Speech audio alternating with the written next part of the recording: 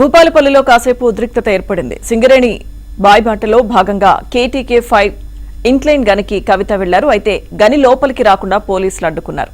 పోలీసులు టీఆర్ఎస్ కార్యకర్తలకు మధ్య తోపులాట జరిగింది. కవిత గేట్ ను తోసుకుని మైన్ లోపలికి ప్రవేశించారు. కార్మికుల సమస్యలపై యాజమాన్యం పట్టించుకోవడం లేదని కవిత మండిపడ్డారు.